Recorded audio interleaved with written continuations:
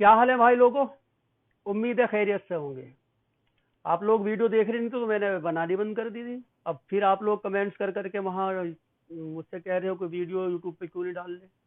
अब मैं फिर बना रहा हूँ तो देखा करो भाई, कमेंट किया करो, कुछ खामियां जो भी कुछ कमी हो वो बताया करो। अजान हो रही, रुको।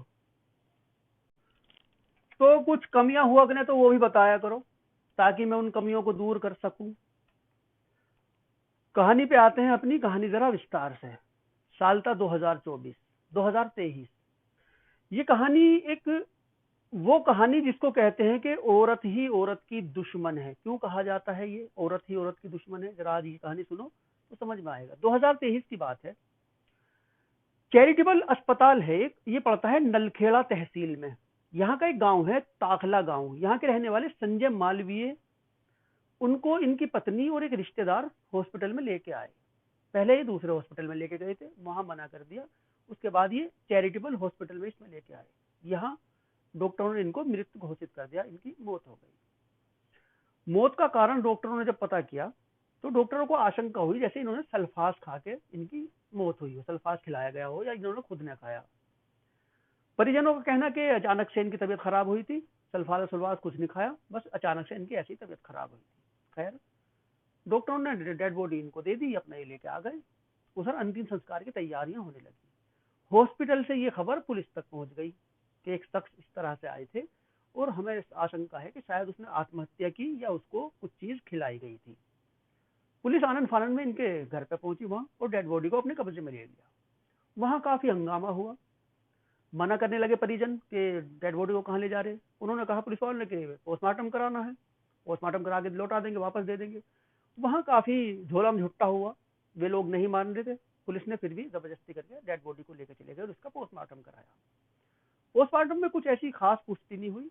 जो एक रिपोर्ट होती है, ये पीएम रिपोर्ट और एफएसएल रिपोर्ट, ये सुरक्षित रख ली गई, डेड बॉडी परिजनों को दे दी और इसका अंतिम संस्कार हो गया। अब ये पीएसएफएल जो ये एफएसएल जो रिपोर्ट है, ये कई दिन में, महीने, 2 महीने, 4 महीने, ऐसे कई महीने में इसका रिजल्ट आता है। 2023 में ये मामला हुआ था। 2025 में इसका खुलासा हुआ। जब ये रिपोर्ट आई उस वक्त पता लगा सल्फास देने से उसकी मौत हुई थी, संजय मालवीय की। अब पुलिस ने अपनी छानबीन तेज की। शक तो पहले ही हो गया था, छानबीन तेज की। छानबीन जब तेज की तो कई लोगों के ऊपर शक हुआ। देवास के ही रहने वाले थे, देवास गेट के एक अनिल पराशर नाम का एक शख्स था, इसके ऊपर पुलिस को शक हुआ। ये इसकी पत्नी का जो वो था बहनोई, जीजा, इसकी पत्नी उसकी साली लगती थी, उसके ऊपर शक हुआ। जो इसकी पत्नी थी उसके ऊपर शक हुआ। पुलिस ने कई सारे इन लोगों के जो घर परिवार के लोग थे, इनके मोबाइल नंबर सबके अपना कलेक्ट किए, इनकी कॉल डिटेल वगैरह निकाली। कॉल डिटेल में पता लगा कि ये जो साली थी, जो इसकी पत्नी थी, और इसका जो जीजा था, उनके आपस में प्रेम प्रसंग है काफी टाइम से, जब ये कुंवारी थी।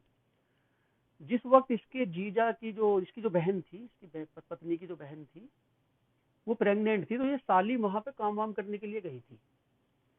उसी दौरान उसको एक बच्चा पैदा हुआ। बच्चा पैदा होने के बाद कुछ वक्त तक पत्नी के पास उसका जाना नहीं हुआ इसके जीजा का। तो साली उसको पसंद करने लगी और ये साली को पसंद करने लगा। इस तरह से दोनों के अवैध संबंध कायम हो गए। अवैध संबंध का ना ही तो इसकी बहन को पता था, ना ही किसी घर परिवार वालों को पता था। अक्सर ये वहां पे जाया करती थी, कभी जीजा घर पे आ जाया करता था।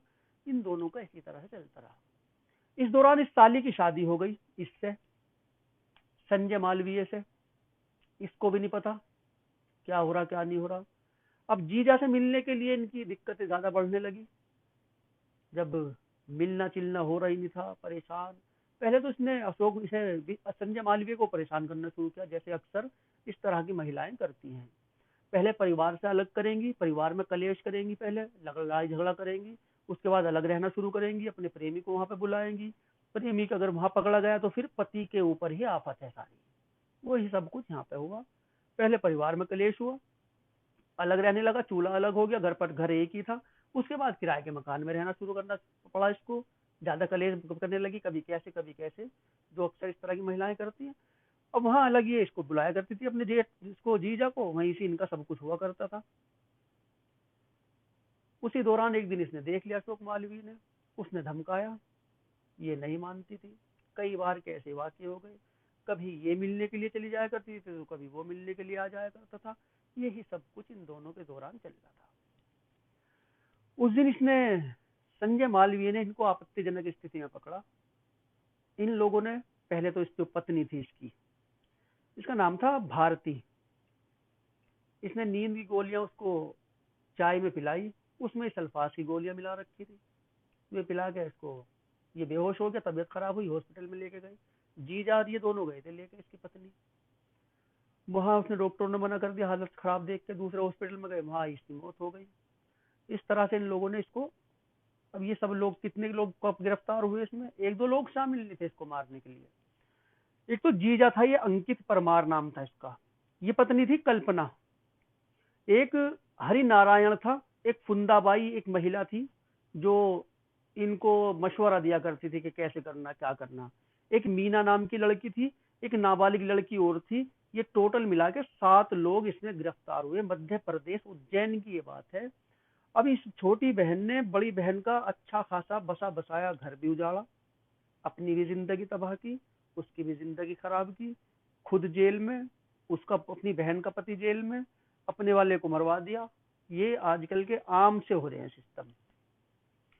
बाकी आप लोग समझदार हो भैया, घर परिवार का ध्यान रखो। अवैध संबंधों का जो सिलसिला है बहुत तगड़ा वाला चल रहा आजकल, और आफत दोनों पे आ रही। घर के घर तबाह हो रहे हैं, परिवार बिछड़ रहे हैं, परिवारों में मनमुटाव हो रहा है।